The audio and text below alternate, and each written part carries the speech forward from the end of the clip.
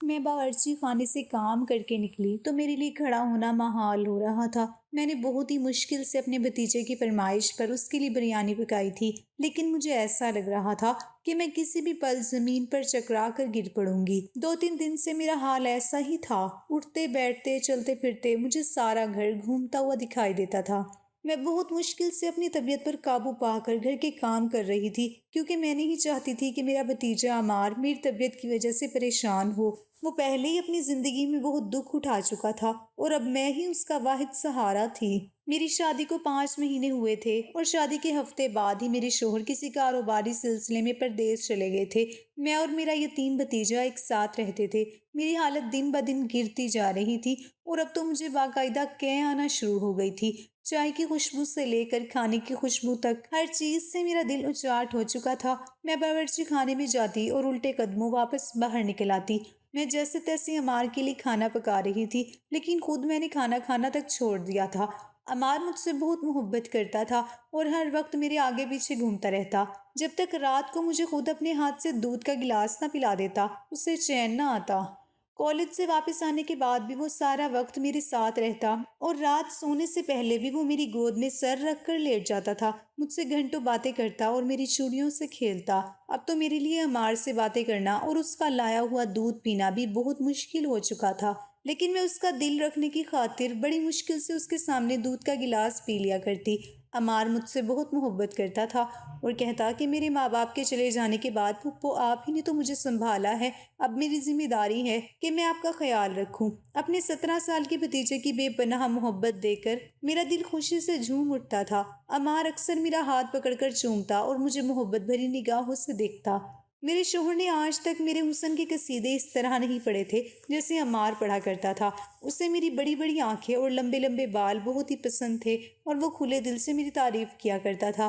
عمار اور میں ایک ساتھ سکون سے زندگی گزار رہے تھے، لیکن میری طبیعت کی وجہ سے میں کچھ دنوں سے بہت پریشان تھی۔ مجھے ڈر تھا کہ اگر میں عمار کو اس بارے میں بتاؤں گی تو وہ فوراً ہی کالج کی چھٹی کر لے گا، اسی لیے میں اسے بتانا نہیں چاہتی تھی کیونکہ اس کے امتحانات قریب تھے۔ میں نے بہت مشکل سے صبح عمار کو ناشتہ بنا کر دیا، لیکن اس کے جانے کے بعد جیسے ہی صفائی کا کام شروع کیا مجھے بہت زور کا چکر آیا اور میں زمین پر ہی چکرا کر گر پڑی۔ مجھ پر نیند بھی ہوشی طاری ہو گئی تھی اور بہت دیر بعد مجھے ہوش آیا تھا۔ میں بہت ہی ہمت کر کے کھڑی ہوئی اور جا کر فریج میں سے جوس کا ڈبہ نکال کر پیا۔ طبیعت کچھ بہتر محسوس ہوئی۔ مجھے لگا کہ اب مجھے ڈاکٹر کو دکھا لینا چاہیے۔ عمار کے کالج سے آنے میں بہت وقت تھا۔ وہ دوپہر کو 3 بجے لوٹ کر گھر آتا تھا اور ابھی صبح کے 10 بج رہے تھے، اس لیے میں نے فوراً اپنی چادر پہنی اور قریبی ہسپتال کے لیے نکل پڑی۔ ڈاکٹر نے میرا چیک اپ کیا اور پھر الٹرا ساؤنڈ کروانے کے لیے بھیج دیا۔ تھوڑی ہی دیر بعد میری رپورٹ آ گئی، جسے دکھانے میں ڈاکٹر کے پاس لے گئی تو جو کچھ ڈاکٹر نے مجھے بتایا اسے سن کر میرے قدموں تلے سے زمین نکل گئی۔ میں تو یہ سوچ کر ہسپتال آئی تھی کہ شاید مجھے کمزوری ہو گئی ہے اور ڈاکٹر مجھے طاقت کی دوائی دے گی، لیکن یہاں آ کر جو خبر مجھے سننے کو ملی تھی اس نے میرے ہوش اڑا کر رکھ دیے تھے۔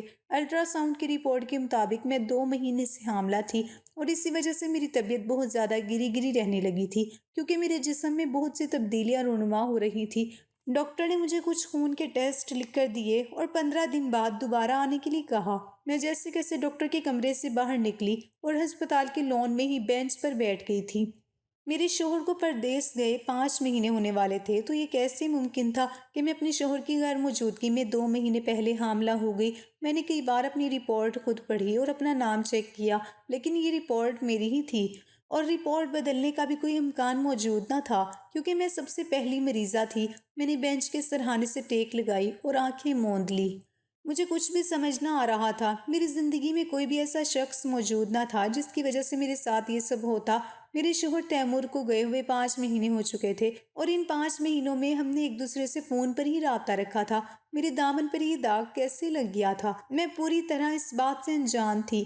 بہت مشکل سے میں نے ہسپتال سے گھر تک کا سفر طے کیا تھا۔ پہلے طبیعت کی وجہ سے مجھے چکر آ رہے تھے اور اب اپنی رپورٹ کی وجہ سے میرے لیے اپنے پیروں پر کھڑے ہونا ہی مشکل ہو گیا تھا۔ ڈاکٹر نے جو بات مجھے خوشخبری کہہ کر سنائی وہ میرے لیے موت کی خبر ثابت ہوئی تھی۔ ہسپتال سے گھر آنے کے بعد میں اپنے کمرے میں بند ہو گئی اور بہت دیر تک روتی رہی۔ میں ایک ایسی اندھیری جگہ پر کھڑی تھی جہاں روشنی کی کوئی کرن نہ تھی۔ میں ایک ایسے بچے کی ماں بننے والی تھی جس کے باپ کا مجھے بھی علم نہ تھا۔ روتے روتے وقت کیسے گزرا مجھے پتہ ہی نہ چلا، اور جب مجھے ہوش آیا تو میرے کمرے کا دروازہ بری طرح بج رہا تھا۔ 3 بج چکے تھے اور عمار کالج سے گھر واپس آ گیا تھا۔ میں نے اپنے آنسو پونچھے اور اپنے کمرے کا دروازہ کھولا۔ عمار نے مجھے دیکھتے ہی اپنے گلے سے لگا لیا اور کہنے لگا، پھپھو میں تو گھبرا ہی گیا تھا، آپ کی طبیعت تو ٹھیک ہے نا؟ آپ نے خود کو کمرے میں کیوں بند کر رکھا ہے؟ وہ میرے سینے سے لگا بے تابی سے مجھ سے سوال پوچھ رہا تھا، لیکن میں نے اچانک سے اسے دور کر دیا تھا۔ میری نظر اس کے چہرے کا دباؤ کر رہی تھی۔ نہ جانے کیوں آج مجھے عمار پر پیار نہیں آیا تھا، بلکہ ایک خوف سا محسوس ہوا تھا۔ پہلی دفعہ مجھے احساس ہو رہا تھا کہ میرا بھتیجا جوان ہو گیا ہے۔ وہ 17 سال کا تھا، لیکن قد کاٹ میں مجھ سے زیادہ لمبا چوڑا تھا۔ ایک وہی تو تھا جو میرے بہت قریب تھا، جو میرے ساتھ میرے گھر میں رہتا تھا اور ہر وقت مجھ سے محبت کا اظہار کیا کرتا تھا۔ عمار مجھ سے میری طبیعت کے بارے میں پوچھ رہا تھا اور میں اپنے ہی خیالوں میں گم اسے تک رہی تھی۔ میری زندگی میں میرے بھتیجے کے سوا اور ایسا کوئی نہ تھا جس کی وجہ سے مجھے یہ خبر سننے کو ملتی، لیکن عمار میرا سگا بھتیجا تھا، میرے بڑے بھائی کا بیٹا۔ وہ میرے ساتھ ایسا کیسے کر سکتا تھا؟ عمار کے 100 سوالوں کے جواب میں نے بس اتنا ہی کہا کہ میں بالکل ٹھیک ہوں، تم اپنے کمرے میں جا کر فریش ہو جاؤ، میں کھانا لگا دیتی ہوں۔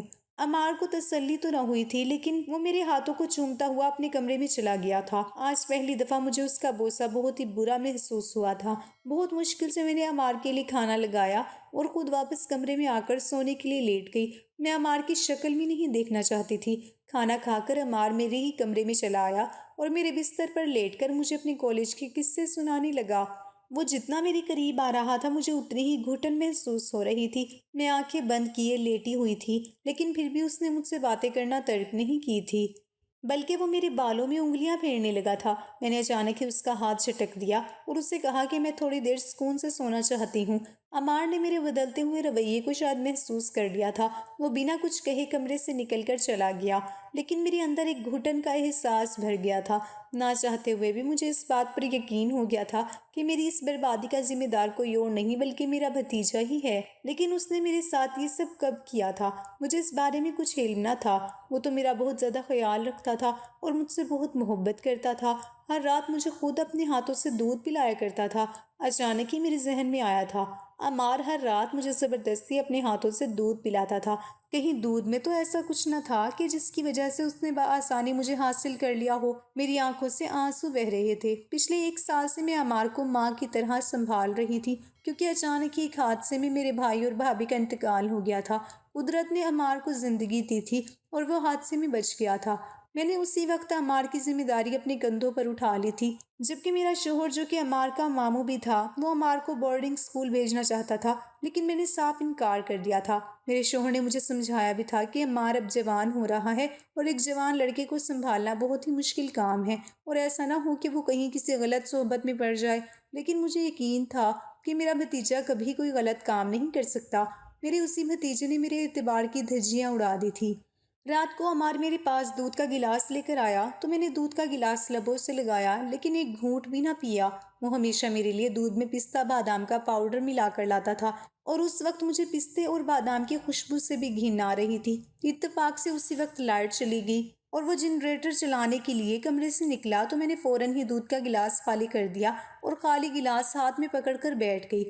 مجھے لگ رہا تھا کہ عمار دودھ میں ہی مجھے کچھ ایسا ملا کر دیتا ہے جس کی وجہ سے مجھے ہوش نہیں رہتا اور وہ آسانی سے اپنی منمانی کرتا ہے۔ عمار جنریٹر چلا کر واپس آیا تو دودھ کا گلاس خالی دیکھ کر خوش ہو گیا اور کہنے لگا کہ آپ میری بہت ہی اچھی پھپھو ہیں، آپ اپنا خیال رکھیں گی تو میں بھی خوش رہوں گا۔ باتیں مجھے کچھ عجیب ہی محسوس ہونے لگی تھی، خاص کر وہ جس طرح دودھ پینے کے لیے مجھے اصرار کرتا تھا۔ جب تک میں پورا گلاس خالی نہ کر دیتی اسے سکون نہیں آتا تھا۔ میں نے خالی گلاس عمار کے ہاتھ میں پکڑایا اور خود آنکھیں بند کر کے لیٹ گئی۔ عمار دودھ کا گلاس باورچی خانے میں رکھنے گیا تھا اور واپسی پر اپنے لیے بھی دودھ بنا کر لایا تھا۔ میرے قدموں میں بیٹھ کر ہی دودھ پینے لگا۔ مجھے سمجھ نہیں آ رہا تھا کہ وہ اپنے کمرے میں کیوں نہیں گیا تھا، لیکن اس وقت میری روح فنا ہو گئی جب عمار دودھ کا گلاس ختم کرنے کے بعد میرے ہی برابر میں بستر پر لیٹ گیا۔ وہ اپنے کمرے میں جانے کے بجائے رات کے اس پہر میرے کمرے میں کیوں موجود تھا؟ اس سوال نے مجھے پوری طرح جھنجھوڑ کر رکھ دیا تھا۔ عمار کے خیال میں سو چکی تھی، لیکن میں آنکھیں بند کیے لیٹی رہی تھی۔ ماضی کا ایک ایک پل میری آنکھوں کے سامنے کسی فلم کی طرح چل رہا تھا۔ 2 سال پہلے میرے بھائی بھابھی کا ایک حادثے میں انتقال ہوا تھا اور اس وقت عمار 15 سال کا تھا۔ میں ابا اماں کے ساتھ گاؤں میں رہتی تھی۔ اس وقت میری شادی نہیں ہوئی تھی۔ اپنے بھائی بھابھی کی اچانک موت کی خبر نے مجھے توڑ کر رکھ دیا تھا، اور بھائی بھابھی کی وفات کے بعد مجھے احساس ہوا کہ اب میرا بھتیجا اس دنیا میں اکیلا رہ گیا ہے۔ اماں ابا یہ چاہتے تھے کہ وہ عمار کو اپنے ساتھ گاؤں میں رکھیں، لیکن عمار کی پڑھائی گاؤں میں رہ کر برباد ہو جاتی۔ میرا بھائی ہمیشہ سے عمار کو اچھی تعلیم دلوانا چاہتا تھا۔ بھائی بھابھی عمار کی پڑھائی کے لیے ہی شہر میں شفٹ ہوئے تھے، اس لیے میں نے فیصلہ کیا تھا کہ میں عمار کے ساتھ شہر میں رہوں گی اور اس کی پڑھائی کا نقص نہیں ہونے دوں گی، جبکہ میری اماں ابا گاؤں میں ہی تھے۔ میری عمر 23 سال تھی اور میں ابھی تک کنواری تھی۔ عمار 15 سال کا تھا۔ عمار کی خاطر میں نے گاؤں کی زندگی کو خیر آباد کہہ دیا اور خود عمار کے ساتھ اپنے بھائی بھابھی کے گھر رہنے لگی۔ لیکن لوگوں نے طرح طرح کی باتیں بنانا شروع کر دی، کیونکہ عمار کا ماموں تیمور عمار کی وجہ سے ہمارے گھر آتا جاتا رہتا تھا۔ اس کی وجہ سے مجھے کوئی مسئلہ نہ تھا، لیکن لوگوں نے میرے کردار پر انگلیاں اٹھانی شروع کر دی تھی۔ جب تیمور کو اس بات کا احساس ہوا تو تیمور نے خود ہی مجھے شادی کے لیے پرپوز کر دیا، اور وہ کہنے لگے کہ اس طرح عمار کا مستقبل برباد ہونے سے بچائے گا اور ہم دونوں بھی ایک ساتھ اچھی زندگی گزار سکیں گے۔ تیمور میں ایسی کوئی برائی نہ تھی کہ جس کی وجہ سے میں شادی کے لیے انکار کرتی، اور اس سے زیادہ اچھی بات اور کیا ہو سکتی تھی کہ ہم دونوں کی شادی سے عمار کا مستقبل ہمیشہ کے لیے محفوظ ہو جاتا۔ میں نے تیمور کے ساتھ شادی کر لی تھی اور دنیا والوں کی زبان پر بھی تالا لگ گیا تھا۔ عمار بھی ہماری اس شادی پر بہت خوش تھا۔ عمار کے نانا اور تیمور مل کر ایک بہت بڑا کپڑے کا کاروبار چلاتے تھے، اور اب سارا کاروبار تیمور کے ہاتھ میں تھا، اور اسی لیے انہیں کاروبار کے سلسلے میں پردیس جانا پڑا تھا۔ تیمور کو گئے ہوئے 5 مہینے ہو گئے تھے، اور ان 5 مہینوں میں وہ ہر دن فون کر کے میری اور عمار کی خیریت معلوم کیا کرتے تھے۔ لیکن مجھے کیا خبر تھی میرے شوہر کی غیر موجودگی میں میرا بھتیجا اس قدر گری ہوئی حرکت بھی کر سکتا ہے۔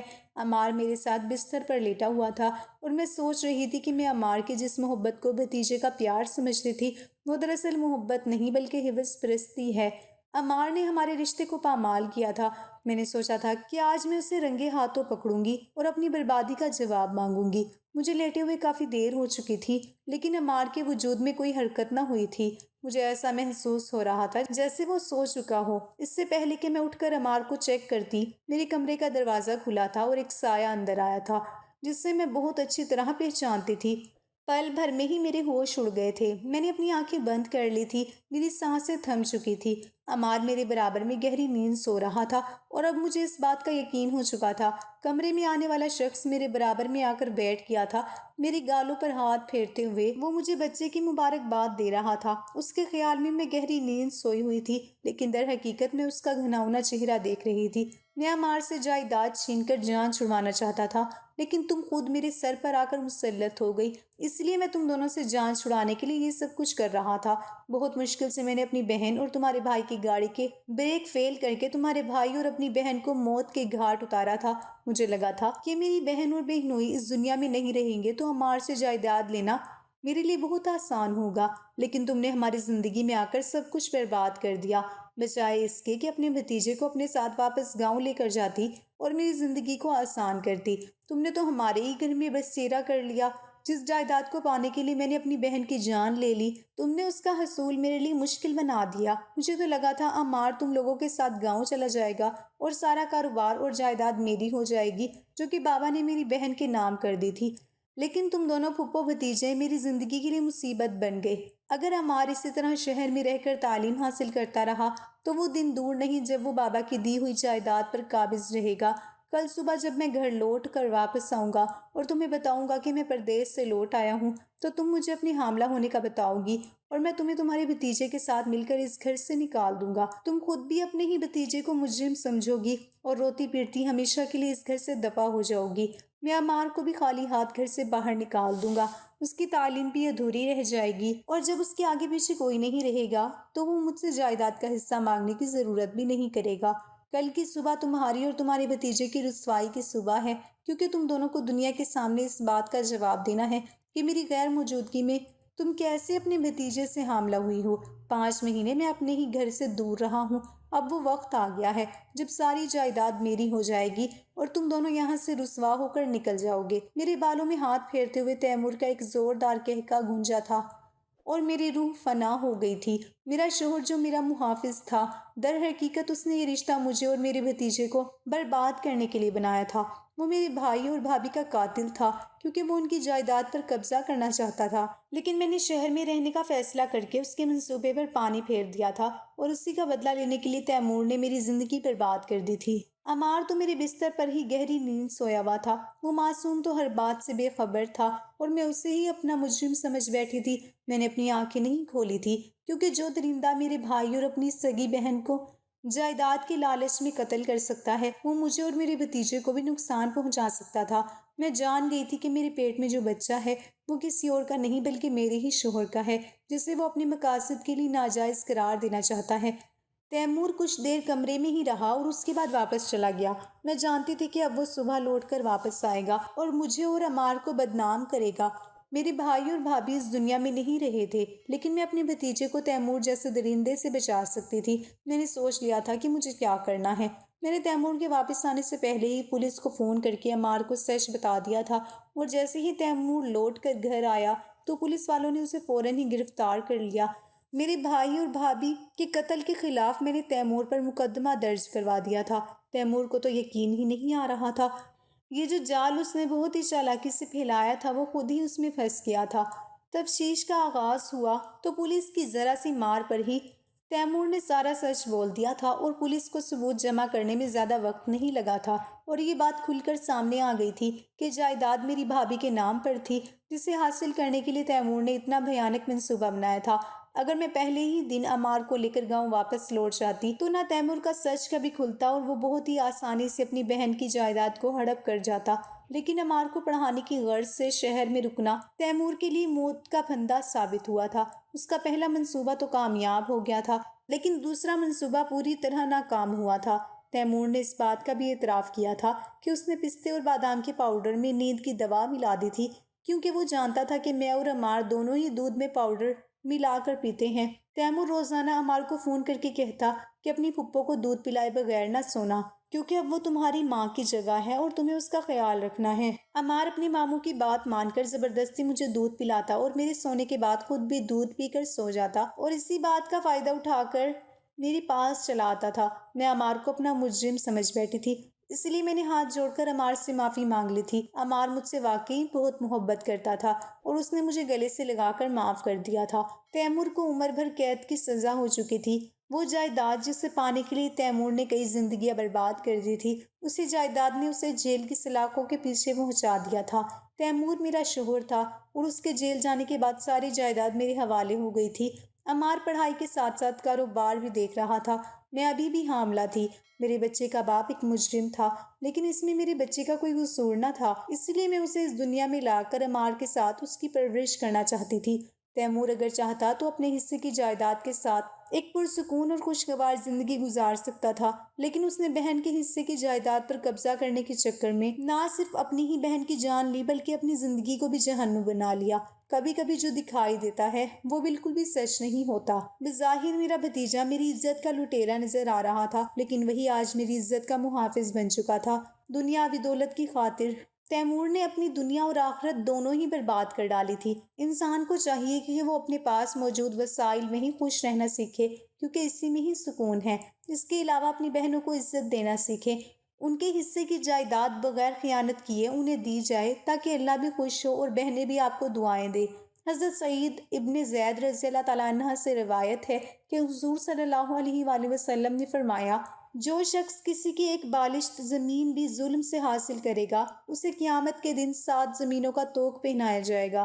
ناظرین، اگر آپ کو ہماری ویڈیو پسند آئی ہے تو لائک ضرور کیجیے اور ایسے ہی مزیدار کہانیاں دیکھنے کے لیے ہمارے چینل کو سبسکرائب کر لیجیے۔